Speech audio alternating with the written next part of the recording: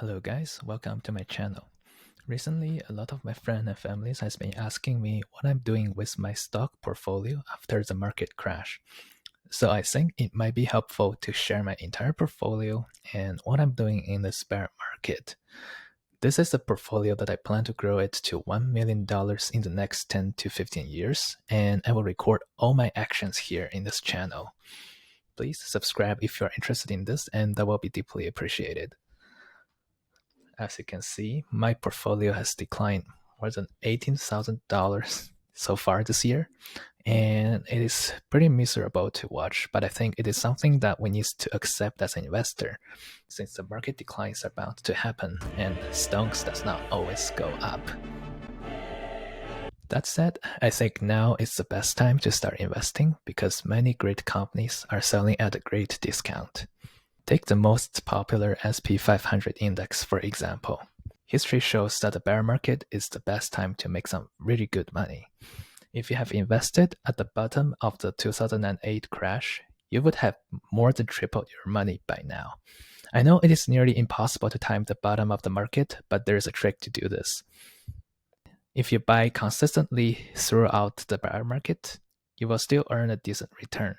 Here is a calculation showing if you started investing $1,000 every single month before the 2000.com crash, by now you would have achieved 8.6% annual return with $800,000 in final portfolio value. What's more shocking is that if you had started investing 3 years later at the market bottom, at the year 2003, you would end up with less money in the portfolio, even though you have achieved a higher average yearly return of 9.5%. Time in the market beats timing the market. Back to the portfolio. I'm running a pretty concentrated and actively managed portfolio, and every company I invested in are all top players in their corresponding industry. I don't invest too much into small cap companies that worth less than $1 billion because they're generally riskier and they can lose out when competing with larger companies. The biggest loss I have is in the Meta stock, down $11,000 in this position alone. I think it looks okay based on his recent financial report, but I'm still doing more diggings to decide whether I should keep it or not. Here is a tool I used called Stock Unlock that I can use to plot financial data of any companies. So now if I plot the Meta's revenue and net income for the past decade, you can see that both numbers has been growing nicely until the recent few quarters. The growth rate is at a whopping 40% annually, and the company's revenue has stayed flat in recent quarters and its net income has plummeted. So now if we also check the price to earnings ratio of Meta and zoom in a little bit, we can see that the company is selling at historically lowest level. A PE ratio of 8 indicates a more than 10% earnings yield. You can understand the earnings yield as the rate of return a company can earn. And 10% is a very high return, so I think investors are probably expecting the profits to fall further. One of the big risks of this company is when the metaverse project they're investing in won't work out, but I'm personally passionate about the future of the VR and AR technology, and they seem to have made some good progress to make it better. So I'm holding this company for now, and I will post another video after I learn more about it in the future. My current logic is that any company will face hardships once in a while when facing increased competitions and making new investment. An example would be Apple stock's 40% decline in 2013 due to increased competition and supply issues. Now back to the portfolio. There are currently 2 companies that I've been actively purchasing in this bear market. The first stock I've been buying is Google. Its stock price has declined 40% this year. This stock has performed extremely well in the past decade. We all know that Google is dominating the search engine industry. They also have many other products that are one of the best in their categories. Some of the names are Google Maps, Google Drive, Gmail, and much more. That said, we still need to verify Google's financial statements to be very sure about its competitive advantage and its valuation. Back to the charting tool, and let's plot the data for Google.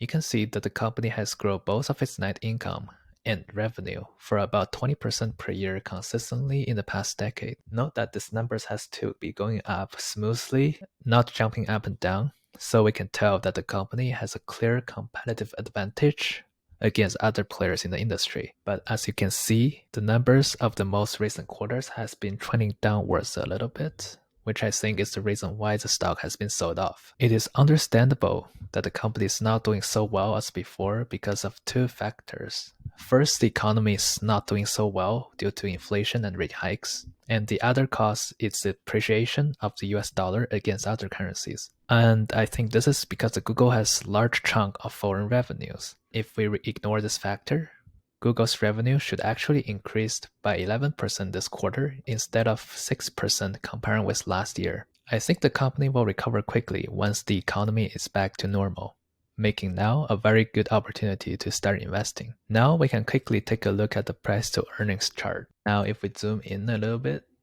we can see that after the recent price drop, Google stock is currently selling for the lowest price in the past 10 years, even lower than the market bottom of 2020. You can see the PE ratio of 2020 is about 23, but now it's selling for 16. And a 16 price to earnings ratio also suggests a 6% return, plus the 10% per year earnings growth, which I think is a really good return for the future.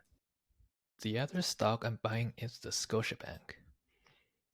This is one of the largest banks in Canada, and I'm buying this company for its great dividend. The company currently pays 6.2% dividend, which is one of the highest in the banking industry. Now let's look at the company's profitability trend.